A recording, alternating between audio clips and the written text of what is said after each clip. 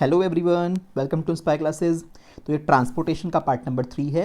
Last class तक हम लोग अपना पंपिंग डिवाइस जो था हर्ट वो पढ़ चुके हैं, उसकी पूरी वर्किंग आपको समझा दी थी। ब्लड वेसल्स में आर्टरीज थी, वीन्स थी, कैपिलरीज थी, उनकी स्ट्रक्चर फंक्शन हम लोगों ने सब कुछ कवर अप वहाँ पे कर लिया था।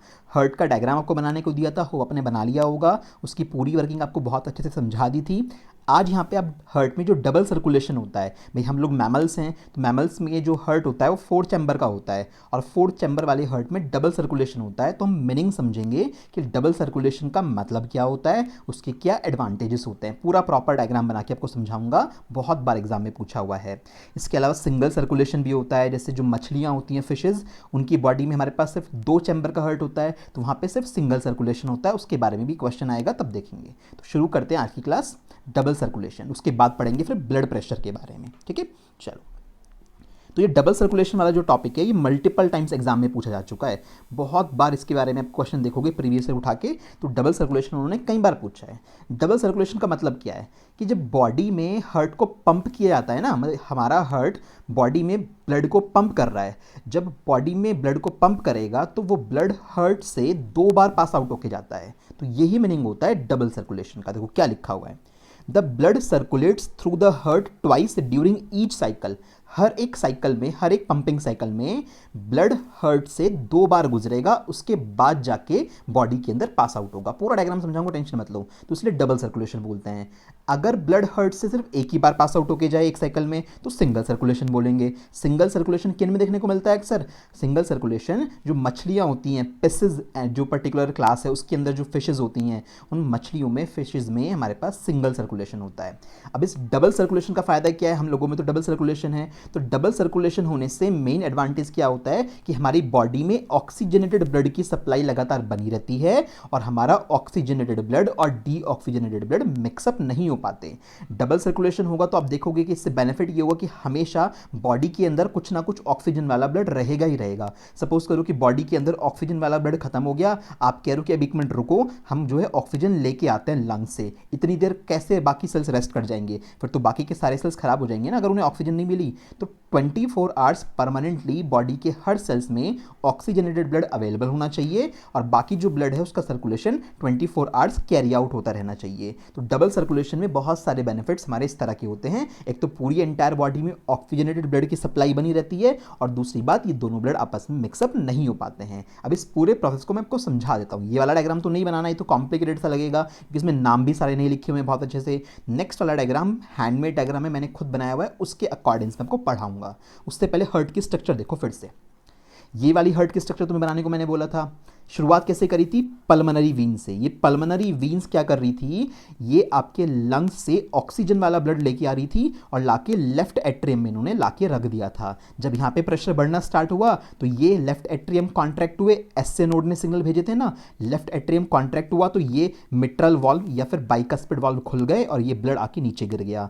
उसके बाद यहाँ पे ब्लड भरना शुरू हुआ। जब लेफ्ट वेंट्रिकल कॉन्ट्रैक्ट हुआ तो यहाँ से एओटा वाला वाल्व खुल गया और एओटा के जरिए उस ऑक्सीजन वाले ब्लड को पूरी बॉडी में सप्लाई कर दिया गया।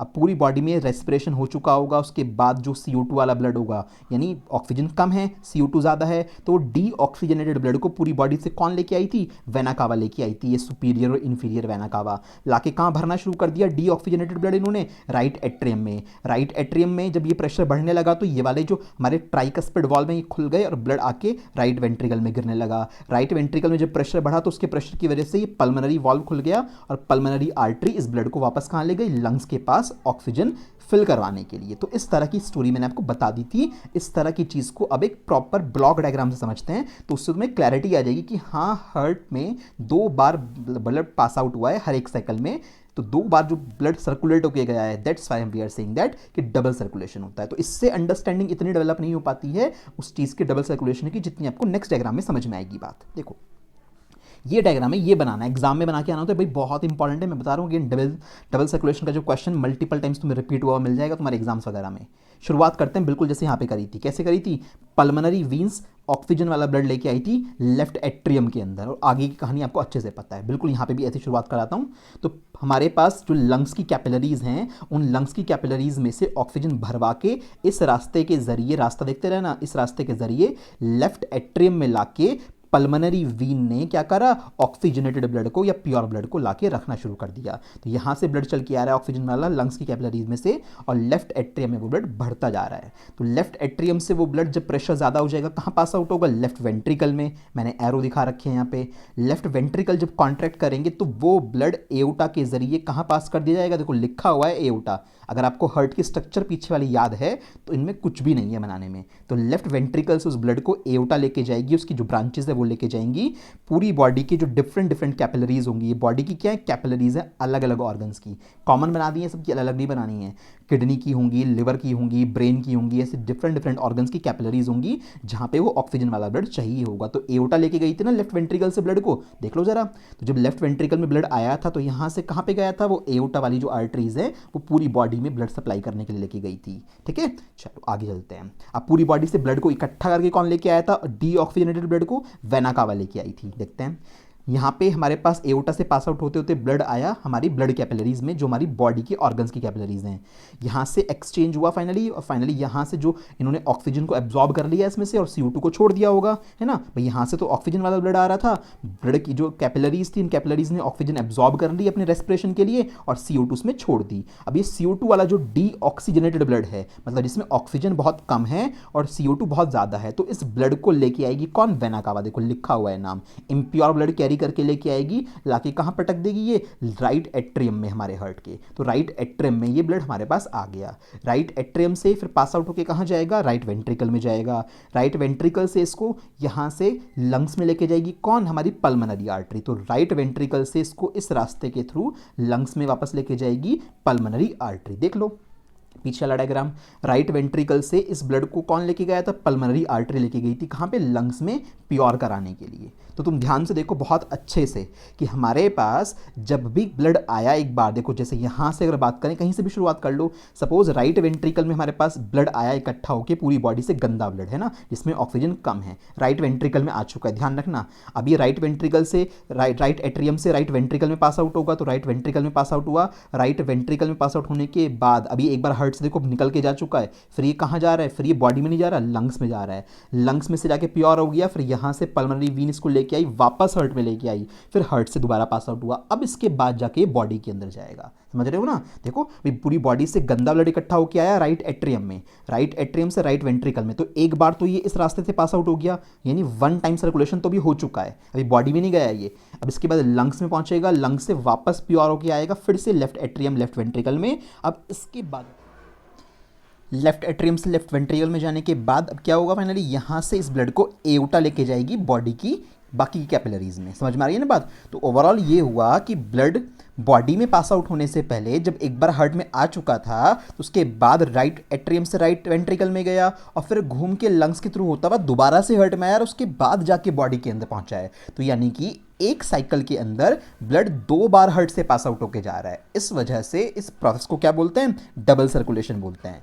तो हम मैमल्स के अंदर या बर्ड्स के अंदर क्या होता है, 4 चैम्बर हार्ट है, इसलिए डबल सर्कुलेशन ही परफॉर्म होता है। तो ये पूरा डायग्राम आपको प्रॉपर वे में बना के आना है विद ऑल द नेम्स। देखो जिसको ये पीछे वाला डायग्राम आता है ना अच्छे से, जिसको ये सारी वर्किंग समझ में आ गई, उसके लिए ये वाला डायग्राम में कुछ भी नहीं है भाई। यहाँ पे एक्स्ट्रा क्या हुआ, इस वाले केस में आपके पास सिर्फ हार्ट की आपको डिफरेंट डिफरेंट पार्टीशंस दिखाए हुए हैं, एओटा वगैरह दिखा रखी हैं।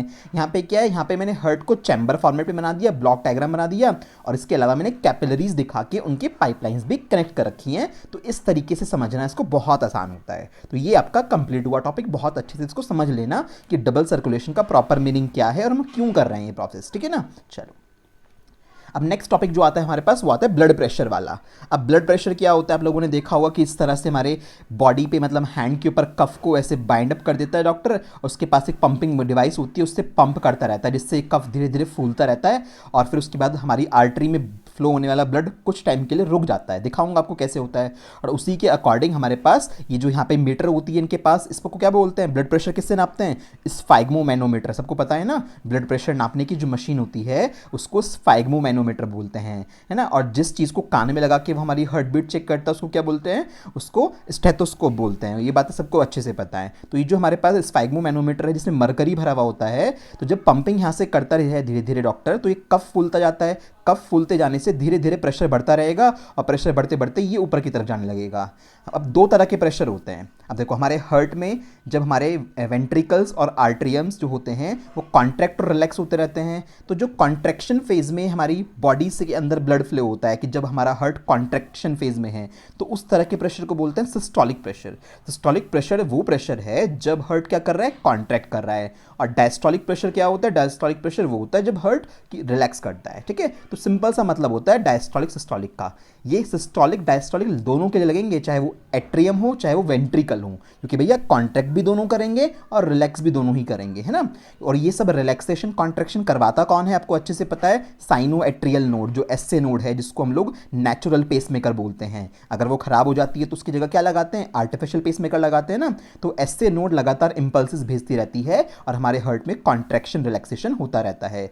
तो सिस्टोलिक प्रेशर हमारे पास वो होता है जो जब हमारे पास सिस्टोलिक प्रेशर के केस में हमारा हार्ट कॉन्ट्रैक्ट करेगा, और डायस्टोलिक प्रेशर वो होता है जो हमारा हार्ट रिलैक्स मोड में होगा। तो इसलिए दो तरह के प्रेशर फील होते हैं हम लोगों को, मतलब दो तरह के प्रेशर लिखे होते हैं। सपोज ऐसे लिखा हुआ है 120/80, तो जो ये ऊपर वाला प्रेशर होता है ब्लड प्रेशर, इसको बोलते हैं सिस्टोलिक, और जो ये नीचे वाला होता है इसको क्या बोलते हैं, डायस्टोलिक बोलते हैं। हमेशा ब्लड प्रेशर दो वैल्यू में नापा जाता है ना, कि डॉक्टर ने आपको बोला कि आपका ब्लड प्रेशर 140/90 है, तो उसका मतलब क्या है, ऊपर का ब्लड प्रेशर सिस्टोलिक वाला तो 140 है और डायस्टोलिक वाला है कैसा है, 90 है। अगर बार बार 3-4 बार आपने नपाया और कई दिन तक ये इसी तरह का ब्लड प्रेशर शो हो रहा है, तो उसका मतलब आपका जो बीपी है वो थोड़ा सा बढ़ गया है, आपको हाइपरटेंशन की प्रॉब्लम हो गई है ना। तो उस चीज़ के बारे में आगे चर्चा करेंगे। तो ब्लड प्रेशर बात समझ में आ रही है, वो पर्टिकुलर प्रेशर जिस प्रेशर से ब्लड हमारी आर्टरीज के अंदर फ्लो होता है ना, उसको ब्लड प्रेशर बोलते हैं। भाई कोई पाइपलाइन अगर हमारे पास है इस तरह से, ये आर्टरीज हो गई, इस आर्टरीज के अंदर जो ब्लड फ्लो हो रहा है, जब ब्लड फ्लो होगा तो वो वॉल्स पे प्रेशर क्रिएट करेगा ना, दीवारों पे उसके पार्टिकल्स प्रेशर क्रिएट करेंगे। तो आर्टरीज की वॉल्स पे क्रिएट होने वाला जो प्रेशर होता है उसको ब्लड प्रेशर बोलते हैं। और दो तरह का होता है, जो जब हमारा हार्ट कॉन्ट्रैक्शन फेज में होगा तो उसको सिस्टोलिक प्रेशर बोलते हैं, और जब रिलैक्सेशन फेज में होगा तो डायस्टोलिक प्रेशर बोलते हैं। तो दो तरह के ब्लड प्रेशर नापने को मिलते हैं। अच्छा आगे बढ़ते हैं जरा। अब देखो दोनों के बारे में समझ लेते हैं, सिस्टोलिक डायस्टोलिक के बारे में एग्जाम में इनके बारे में लिखने को आ जाता है, काफ़ी बार आपकी एनसीईआरटी में दे रखा है। सिस्टोलिक प्रेशर मैंने क्या बताया, सिस्टोलिक प्रेशर के टाइम पे हार्ट कॉन्ट्रैक्ट हो रहा होगा, तो देखो the maximum pressure at which the blood leaves the heart through the main artery during contraction phase। तो जब हमारा हार्ट कॉन्ट्रैक्ट होगा और हार्ट से जो ब्लड है वो पूरी बॉडी के अंदर पंप होना स्टार्ट होगा, तो जिस मैक्सिमम प्रेशर से हार्ट छोड़ेगा ब्लड को एओर्टा के अंदर, एओर्टा वाली आर्टरी के अंदर, उस प्रेशर को क्या बोलते हैं, सिस्टोलिक प्रेशर बोलते हैं। और इसकी जो स्टैंडर्ड नॉर्मल वैल्यू होनी चाहिए वो कितनी होनी चाहिए, 120 होनी चाहिए, 120 मिलीमीटर ऑफ मरकरी। ये मिलीमीटर ऑफ मरकरी क्या है, ये मरकरी कॉलम की हाइट है, कि जो वो मरकरी वाला कॉलम है उसमें नंबरिंग कहाँ तक जानी चाहिए, 120 तक जानी चाहिए। अगर 120 तक नंबरिंग जा रही है तो दैट्स ओके, आपका ब्लड प्रेशर नॉर्मल है, सिस्टोलिक वाला है ना। अब डायस्टोलिक की बात होती है। डायस्टोलिक क्या हो गया, डायस्टोलिक वो मिनिमम प्रेशर हो गया कि जब हमारा हार्ट रिलैक्सेशन फेज में है, ब्लड तो तब भी फ्लो हो रहा होगा ना आर्टरीज के अंदर, तो रिलैक्सेशन फेज में जो ब्लड फ्लो होता है हमारी बॉडी के अंदर, तब उसका जो प्रेशर आर्टरीज पे लगता है उसको क्या बोलते हैं, डायस्टोलिक प्रेशर बोलते हैं। तो सिंपल सी बात है, रिलैक्सेशन फेज में जो ब्लड फ्लो होगा आर्टरीज के अंदर, तो उस सिचुएशन में वो मिनिमम प्रेशर क्या कहलाएगा, डायस्टोलिक वाला कहलाएगा। और कितना होना चाहिए, वो 80 मिलीमीटर ऑफ मरकरी होना चाहिए, यानी ऊपर वाला ब्लड प्रेशर 120 और नीचे वाला 80। अगर ये 120 से ज़्यादा हुआ है ना, और ये हमारे पास 80 से कम हुआ, तो दोनों ही सिचुएशन बेकार हैं, ये दोनों नॉर्मल होने चाहिए। अगर आपके पास बार बार ये 120 से ज़्यादा आ रहा है, लाइक 140, 145 इस तरह की वैल्यू आ रही है, तो इसका मतलब आपका जो बीपी है वो हाई हो गया है, आपको हाइपरटेंशन की प्रॉब्लम हो गई है। हाइपरटेंशन मतलब बढ़ा हुआ ब्लड प्रेशर। हाइपरटेंशन के बड़े नुकसान होते हैं। हाइपरटेंशन अगर काफ़ी टाइम तक पर्सन को रहता है तो उसका किडनी फेलियर भी हो सकता है, उसको हार्ट अटैक भी आ सकता है। ऐसे बहुत सारी प्रॉब्लम्स होती हैं हाई ब्लड प्रेशर की, और हाई ब्लड प्रेशर के लिए सिर्फ और सिर्फ दवाइयाँ ही आती हैं। अक्सर जिन लोगों का ब्लड प्रेशर हाई रहता है तो उसका ऑलमोस्ट एक ही इलाज होता है कि उनको टाइम टू टाइम टैबलेट्स लेनी पड़ती हैं। जो लोग बहुत ज़्यादा स्ट्रेस लेते हैं उनको भी ये प्रॉब्लम हो सकती है। इसके अलावा जिनकी बॉडी में बहुत फैट होता है, बैड कोलेस्ट्रॉल है, तो उनका भी ब्लड प्रेशर हाई रहने के चांस होते हैं। तो इस वजह से बॉडी पे कोलेस्ट्रॉल ज़्यादा नहीं होना चाहिए कभी भी, अदरवाइज आपको हाई बीपी की बीमारी हो जाएगी, और बीपी हाई होने से आपकी किडनी भी खराब हो सकती है, आपको हार्ट अटैक भी आ सकता है। तो इसलिए बहुत ज़रूरी है कि खुद की बॉडी को फिट रखा जाए। अच्छा, अभी अगर डायस्टोलिक प्रेशर की बात करें, अगर ब्लड प्रेशर लगातार डाउन रहने लगे तो उस सिचुएशन को क्या बोलते हैं, ब्लड प्रेशर डाउन है, यानी लो बीपी बोलते हैं कि बीपी लो है भैया इस बंदे का। तो लो बीपी का मतलब मेडिकल कंडीशन होती है हाइपोटेंशन। हाइपो मतलब कम, तो हाइपोटेंशन की कंडीशन है। लो बीपी मतलब हाइपोटेंशन, और अगर बीपी हाई है, हाई बीपी मतलब हाइपरटेंशन।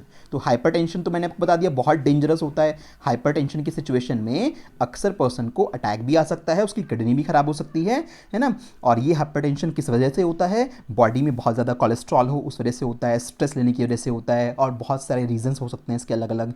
तो ये बात हो गई। लो बीपी वाला केस क्या हो गया, हाइपोटेंशन का। तो लो बीपी जब लोगों का अक्सर हो जाता है तो आपने सुन देखा होगा काफ़ी बार लोग जिनका बीपी लो रहता है तो अपने साथ वो मीठा रखते हैं, कुछ स्वीट चीज़ रखते हैं, टॉफ़ी हो गई, कुछ भी ऐसी चीज़ें।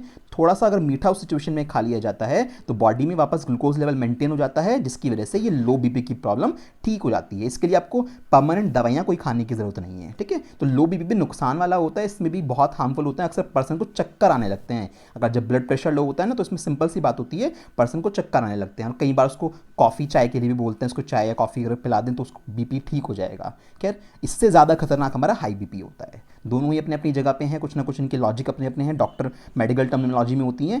हमें तो कम से कम इतना पता होना चाहिए कि सिस्टोलिक और डायस्टोलिक दो तरह के ब्लड प्रेशर होते हैं। जो ऊपर वाला होता है उसको सिस्टोलिक बोलते हैं, जो नीचे वाला होता है उसको डायस्टोलिक बोलते हैं। और नॉर्मली किसको क्या बोल रहे हैं हम लोग, सिस्टोलिक मतलब वो मैक्सिमम प्रेशर जब हमारे आर्टरीज में ब्लड फ्लो हो रहा है ना, कॉन्ट्रैक्शन फेज में जब हमारा हार्ट है। और जब रिलैक्सेशन फेज में हार्ट होगा तो वो मिनिमम ब्लड प्रेशर कितना, डायस्टोलिक कहलाता है। इसकी वैल्यू 120 होनी चाहिए, इसकी वैल्यू 80 होनी चाहिए, ठीक है। दैट्स इट, इतना बहुत है। अब देखो बहुत आपके पास बेटर डायग्राम यहाँ पे नज़र आ रहा है। देखो यहाँ से हम इन्फ्लेट करते रहते हैं, लगातार उसको दबाता रहता है इस पॉइंट को, तो यहाँ से होगा क्या कि धीरे धीरे इन्फ्लेट होना स्टार्ट होगा। और जो ये ब्लड फ्लो होकर आ रहा था आपकी आर्टरीज में से, ये ब्लड रुक गया। देखो यहाँ पे वाइट कलर की हो गई, नहीं हो गई, तो ये ब्लड को यहाँ पे लगातार स्टॉप कर दिया गया। जब इसको ऐसे पंप करता जाएगा तो इसमें हवा भरती जाएगी, तो जिसकी वजह से ये क्या कर देगा, ये इतना टाइट हो जाएगा कि यहाँ से ब्लड का फ्लो होना रुक जाएगा। फिर डॉक्टर क्या करता है, उसके बाद यहाँ पे एक छोटी सी पिन होती है, उस पिन को धीरे धीरे घुमाना शुरू करता है, जिससे कि ये हवा धीरे धीरे वापस इस कफ में से निकलनी शुरू होती है। अब देखो धीरे धीरे ब्लड वापस नीचे की तरफ फ्लो होना स्टार्ट होगा। अब जब ये ब्लड फ्लो होगा तो ये अपना प्रेशर क्रिएट करेगा, ऑब्वियस सी बात है, आर्टरीज पे। तो जिसकी वजह से हम लोगों को बीपी की वैल्यू पता लग जाती है। इस मशीन में मरकरी का लेवल ऊपर नीचे जाता रहता है। तो देखो यहाँ पे ब्लड को रोक दिया था, यहाँ पे ब्लड धीरे धीरे फ्लो होना स्टार्ट हुआ जब हम लोगों ने इस प्रेशर को कम करना स्टार्ट करा। उसके बाद पूरी की पूरी आर्टरीज में बीपी वापस, पूरी की पूरी आर्टरी में आपका ब्लड वापस फ्लो हो गया। तो कुछ इस वे में डॉक्टर ब्लड प्रेशर को मेजर करते हैं, और जिस इंस्ट्रूमेंट से मेजर करते हैं उसको स्फाइग्मो मैनोमीटर बोलते हैं। और साथ में उसको अगर पल्स रेट चेक करनी है तो वो उसे स्टेथोस्कोप का यूज़ करके भी कर सकता है, ठीक है। तो वो सारी की सारी बात की बातें हो गई, तो इतनी आपको पता होना चाहिए। अच्छा, एक और बात, ब्लड प्रेशर लेफ्ट हैंड से भी मेजर कर सकते हैं, राइट हैंड से भी मेजर कर सकते हैं, वो डॉक्टर की मर्जी है। दोनों में थोड़ा बहुत एक्यूरेसी का फर्क होता है, राइट और लेफ्ट हैंड में। इनफैक्ट ब्लड प्रेशर आप अपने मतलब फीट्स में भी मेजर कर सकते हो, बट ये थोड़ा ऑकवर्ड सी सिचुएशन लगेगी। डॉक्टर के पास जाके आप उसके टेबल पे अपनी टांग रख रहे हो तो उससे बढ़िया है कि अपना हाथ ही रख दो, है ना। तो ऐसा नहीं है कि ब्लड प्रेशर सिर्फ हाथों में मेजर किया जा सकता है, ब्लड प्रेशर आपके पैरों से भी मेजर कर सकते हैं, आपकी टांगों से भी मेजर कर सकते हैं। इसके अलावा आपकी गर्दन के पास नेक वाले हिस्से से भी ब्लड प्रेशर को नापा जा सकता है। बट सुटेबल कंडीशन क्या होती है, इसी सिचुएशन में आपके हैंड के टॉप मोस्ट पॉइंट पर ही वो कफ को लपेटता है और उसके अकॉर्डिंग ब्लड प्रेशर को मेजर करता है, क्योंकि ये ईजी होती है चीज़ें, ठीक है। तो ये बात आपको पता होनी चाहिए। चलिए अब देखो, ये पल्स के बारे में छोटी सी बात। पल्स को हार्ट बीट भी बोलते हैं। पल्स मतलब हार्ट बीट, वो एक ही चीज़ है। पल्स बोल लो, पल्स चेक करता है कई बार डॉक्टर, इसको हार्ट बीट भी बोलते हैं। और पल्स अगर गड़बड़ है तो उस सिचुएशन में डॉक्टर को काफ़ी सारी बातों का पता लग जाता है कि इस बंदे को ये प्रॉब्लम हो सकती है। पल्स कैसे चेक कर सकते हो, कॉमन सी चीज़ अगेन आपकी गले में होती है, कुछ पॉइंट्स होते हैं, वहाँ से आप पल्स चेक कर सकते हो। उसके अलावा सबसे सिंपल, या तो लेफ्ट हैंड या राइट हैंड, किसी में भी जहाँ आपका थंब होता है, थंब वाले हिस्से भी थोड़ा सा नीचे चलें और उस जगह पे आप लोग अगर थोड़ा सा कंप्रेस करेंगे ना, तो वहाँ पे आपको एक आर्टरी मिलेगी और वहाँ पे आपको लबडब जैसी साउंड मिलेगी। आप चेक करके देखना, थंब वाले हिस्से पे ही बिल्कुल नीचे जाके उसी जगह पे, यहीं पे आसपास कहीं पे आपको मिल जाएगी। थोड़ा सा कंप्रेस करोगे अपने अंगूठे से तो उस सिचुएशन में आपको लगेगा लबडब जैसी साउंड, तो आपको पल्स चलती हुई नजर आएगी। क्योंकि ऑब्वियसली बात है, यहाँ पे कॉन्ट्रैक्ट रिलैक्स हो रहा है, तो कॉन्ट्रैक्शन रिलैक्सेशन के टाइम पे जो ब्लड बार बार फ्लो होता है उसके पल्सेस आपकी बॉडी में जगह जगह पे फील किए जा सकते हैं, ठीक है। तो एक बहुत बेसिक सी आपकी नॉलेज के लिए बात थी, करके देखिएगा, आपको पता लग जाएगा, ठीक है। चलो अब सर्कुलेटरी सिस्टम की कुछ प्रॉब्लम्स क्या क्या होती हैं, बहुत सारे भाई, एक सिस्टम बना हुआ है, एक मशीनरी है, तो ऑब्वियसली बात है डिफेक्ट्स भी आएंगे ही आएंगे। एक दो डिफेक्ट तो हम लोग पढ़ चुके हैं, हाइपरटेंशन के बारे में हम लोगों ने देख लिया है कि हाई बीपी होता है तो बहुत दिक्कत होती है, तो और भी कुछ चीज़ें आपको देखने को मिलेंगी। देखो पहली कंडीशन हाइपरटेंशन लिखी हुई मैंने आपको समझा दी बहुत अच्छे से, हाई बीपी वाली कंडीशन है जिसकी वजह से क्या हार्ट अटैक, स्ट्रोक या किडनी फेलियर कुछ भी हो सकता है हमारे पास। स्ट्रोक के केस में क्या होता है, क्लॉट हो जाता है। अगर ब्लड बॉडी के अंदर कहीं पे क्लॉट हो जाए, ब्रेन के अंदर कहीं पे क्लॉट हो जाए, या कहीं से ब्लड वेसल रप्चर हो जाए, टूट फूट जाए, तो उस सिचुएशन में बोलते हैं कि स्ट्रोक पड़ा है इस बंदे को। ठीक है ना, तो थोड़ी सी बातें वो ध्यान रखिएगा आप। नेक्स्ट में क्या है, हार्ट अटैक। हार्ट अटैक की सिचुएशन कब हो सकती है, अगर ब्लड फ्लो होते होते कहीं पे आपकी आर्टरी या वीन ब्लॉक हो जाए, कि सपोज करो कि यहाँ पे प्रॉपरली हमारी आर्टरी या वीन थी, इसमें इस तरह से ब्लड फ्लो हुआ करता था, और हुआ क्या है, ये इस तरह से बीच में कहीं पे यूं ब्लॉक हो गई, ये बिल्कुल कम हो गई, देखो यहाँ पे चिपक गई ना ये इस रीजन में, तो इसकी वजह से क्या होगा, ब्लड आगे फ्लो नहीं हो पाएगा। जब ब्लड आगे फ्लो नहीं हो पा रहा तो बैक प्रेशर लगेगा, और फाइनली वो बैक प्रेशर किसको अटैक करेगा, आपके हार्ट को, जिसको बोलते हैं कि उस बंदे को हार्ट अटैक आया है। हार्ट अटैक के बहुत सारे रीजंस होते हैं, साइलेंट हार्ट अटैक भी होते हैं, बहुत कुछ होता है इसके अंदर, ये बाकी मेडिकल कार्डियोलॉजी में डॉक्टर्स को पढ़ाया जाता है। तो छोटी सी बात, वी नो दैट कि हाँ कहीं पे अगर हमारी ब्लड वेसल ब्लॉक हो जाती है तो उस वजह से हार्ट अटैक क्रिएट हो सकता है, और ब्लड वेसल ब्लॉक होने के अपने आप में ढेर सारे रीज़न होते हैं।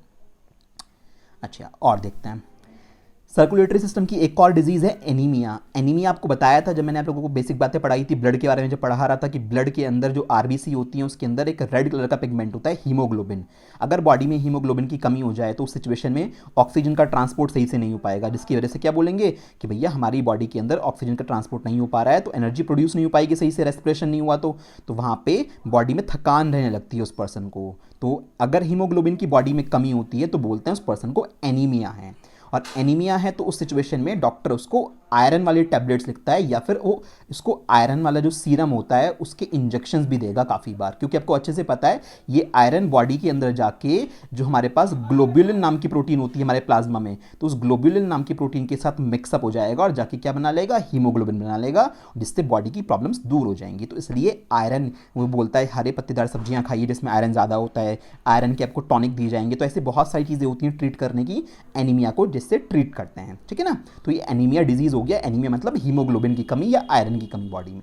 ठीक है, चलो ल्यूकेमिया बताया था, अगर अनकंट्रोल्ड ग्रोथ होने लगे वाइट ब्लड सेल्स की बॉडी के अंदर, ल्यूकोसाइट्स अनकंट्रोल्ड वे में बढ़ने लगे तो उसको ब्लड कैंसर बोलते हैं, इसका दूसरा नाम क्या है, ल्यूकेमिया है। तो ये भी सर्कुलेटरी सिस्टम का ही एक डिजीज़ है।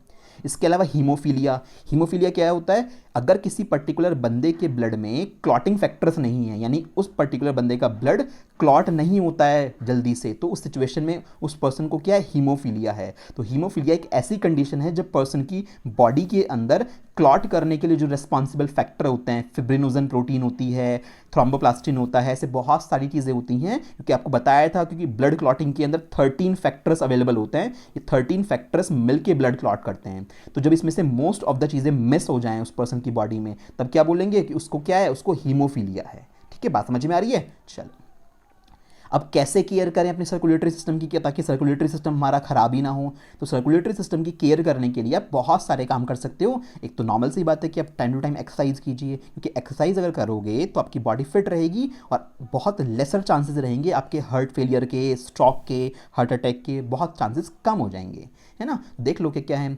Limit fat in your foods, अपने खाने में फैटी चीज़ें कम खाइए, ऑयली चीज़ें कम खाइए, बर्गर, पिज़्ज़ा, चाउमीन, ये सब चीज़ें कम से कम खाइए, otherwise you will have to suffer, है ना। फिर पता नहीं लगता लोगों को, रात रात में सोते सोते सुबह को उठते ही नहीं है, फिर उनको साइलेंट हार्ट अटैक आ जाता है। तो ये सारी चीज़ें कहीं ना कहीं हमने अपनी लाइफ में खुद के लिए ही बनाई हैं, इसलिए इन चीज़ों से हम बचें कि हमारी बॉडी के अंदर फैट ज़्यादा डेवलप ना हो। फैट डेवलप होगा तो आपको बहुत नुकसान होगा, तो इसलिए अपने खाने में फ़ैट का अमाउंट कम रखिए ताकि बॉडी में फ़ैट इंक्रीज ना हो। ठीक है, गेट रेगुलर फिजिकल एक्टिविटीज़, जो भी आप खेल सकते हो, मोबाइल फ़ोन्स की गेम्स छोड़ के फिजिकल एक्टिविटी जिसमें फिजिकली भागना दौड़ना होता है उस तरह के गेम खेला कीजिए। मोबाइल फ़ोन के गेम से सिर्फ हार्मफुलनेस होती है और कुछ नहीं होता है। ठीक है, तो ज़रूरी है कि आप अदर एक्टिविटीज़ करें जिसमें मोबाइल फ़ोन्स यूज़ ना हो, उस तरह के गेम्स खेले जाएँ, उस तरह की एक्सरसाइज की जाए।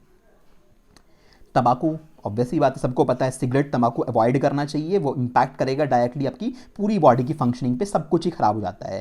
तंबाकू हो गया, इसके अलावा शराब हो गई, सब कुछ जो भी है अल्कोहल, वो सब हम लोगों को अवॉइड करना चाहिए, क्योंकि अल्कोहल से तो हमारा लिवर भी खराब हो जाएगा डायरेक्टली, और लिवर बहुत कुछ मैनेज करता है, लिवर खराब हुआ तो पूरी बॉडी एकदम से मान लो गई फिर तो। मैनेज स्ट्रेस, मैंने बताया था स्ट्रेस के केस में क्या होगा, हाइपरटेंशन की कंडीशन हो सकती है, बीपी हाई हो सकता है, उसकी वजह से आपकी किडनी खराब हो सकती है, आपको हार्ट अटैक आ सकता है। इसलिए कभी भी स्ट्रेस नहीं लेना चाहिए, हमेशा हंसते मुस्कुराते रहिए, तो कोई इशू नहीं है, आप हमेशा ऐसे ही रहेंगे तो कोई दिक्कत नहीं है, आपको कभी भी इस तरह की प्रॉब्लम्स के सामना नहीं करना पड़ेगा। तो ये बहुत बेसिक सी कुछ चीज़ें हैं जिनको हम लोग अप्लाई करके अपनी बॉडी को फिट बना सकते हैं, अपने सर्कुलेटरी सिस्टम की बहुत सारी प्रॉब्लम्स को अवॉइड कर सकते हैं। ठीक है बच्चों, तो ये बहुत बेसिक सी चीज़ें थी। अब कुछ MCQ पे आ जाते हैं हम लोग।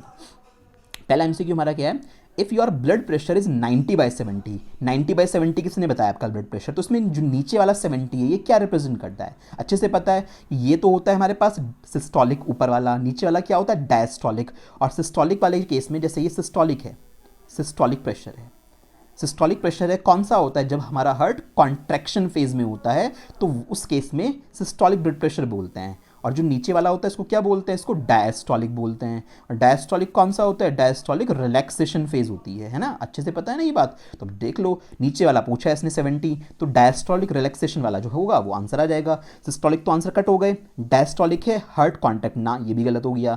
तो ऑप्शन कौन सा हुआ, फोर्थ वाला, डायस्टोलिक प्रेशर है ये। और कौन सा है, जब हार्ट रिलैक्स मोड में होता है। डायस्टोलिक कभी भी कॉन्ट्रैक्शन फेज में नहीं हो सकता, इसी तरह से सिस्टोलिक कभी भी रिलैक्सेशन फेज में नहीं हो सकता। तो सिस्टोलिक प्रेशर का मतलब ही यही है, कॉन्ट्रैक्शन फेज में जब हार्ट पूरी प्रेशर से ब्लड को पंप करेगा तो वो हाईएस्ट प्रेशर। इसी तरह से डायस्टोलिक जब हार्ट के चैम्बर्स रिलैक्स करेंगे तब हमारी आर्टरीज में जो ब्लड फ्लो होता है तो वो ये डायस्टोलिक हो गया। तो डायस्टोलिक हमेशा रिलैक्सेशन फेज होती है, सिस्टोलिक हमेशा कॉन्ट्रैक्शन फेज होती है। तो इस बात का ध्यान रखिएगा, क्वेश्चन को 70 की जगह 90 के लिए भी पूछा जा सकता था। ठीक है, चलिए फोर्थ आंसर ये हमारा। इंस्ट्रूमेंट बताना है, बीपी नापने का खुद से करोगे, सबको पता है बहुत अच्छे से कि ब्लड प्रेशर किससे नापते हैं हम लोग।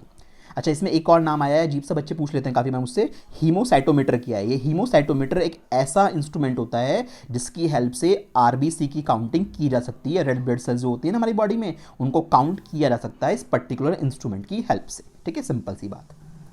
Next one, What will happen if diameter of artery is reduced? अब देखो सोचो, कॉमन सेंस ही बात, आर्टरी के अंदर ब्लड फ्लो हो रहा था, ये हमारी आर्टरी थी, इसके अंदर लगातार ब्लड फ्लो हो रहा था, हुआ क्या, आर्टरी का डायमीटर कम हो गया, यानी गली छोटी सी हो गई।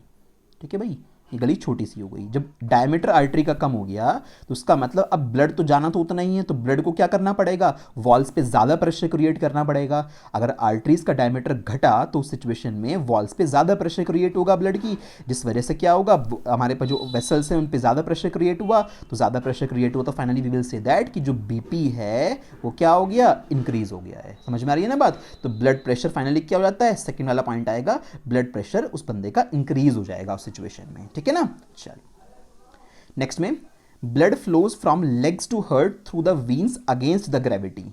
अब हमारी पैरों से, हमारी फीट सपोज इस तरह से हैं, ज़्यादा अच्छी ड्राइंग तो मेरी नहीं है, इस तरह से इन फीट्स में जब ब्लड फ्लो होता है तो वीन्स उसको वापस लेके जाती है ना भाई, ब्लड के सेल जो हमारे पास बॉडी के सेल्स हैं उनसे ब्लड को इकट्ठा करके लेके जाना है, तो ऊपर की तरफ लेके जाना है। अब सोचिए ज़रा, ऊपर की तरफ लेके जाना है, इसको हार्ट तक लेके जाना है, तो ये ब्लड कैसे पॉसिबल हो पाता है भाई, ग्रेविटी तो मैथमेटिकली कैसे काम करती है, नीचे की तरफ काम करती है, और आपको ब्लड को ऊपर की तरफ फ्लो करवाना है, तो ऐसा कैसे पॉसिबल है, एंटी ग्रेविटी, ग्रेविटी की अपोजिट डायरेक्शन में ब्लड को कैसे फ्लो करा पाते हो, तो वो पॉसिबल हो पाता है वीन्स के अंदर जो वॉल्व होती हैं उनकी वजह से, क्योंकि वॉल्व क्या करती हैं, वॉल्व ब्लड के बैक फ्लो को होने से बचाती हैं। अदरवाइज क्या होगा, अगर यहाँ पे वॉल्व नहीं हुई ना, यहाँ पे इस जगह पे वॉल नहीं हुई, दीवार नहीं हुई, तो अगर ये वॉल्व प्रेजेंट नहीं हुए तो ब्लड ऊपर जाएगा, एकदम से नीचे गिर जाएगा ग्रेविटी की वजह से। तो ब्लड अगर एक बार प्रेशर के साथ ऊपर पहुंचा तो वॉल्व बंद होती जाती हैं, फिर ऊपर जाके थोड़ी सी एक वॉल्व यहाँ पे होती है, जब ब्लड इसको क्रॉस करके गया तो ये वाली वॉल्व बंद हो जाएगी, तो इस वजह से ब्लड का बैक फ्लो नहीं हो पाएगा और ब्लड लगातार कहाँ जाता रहेगा,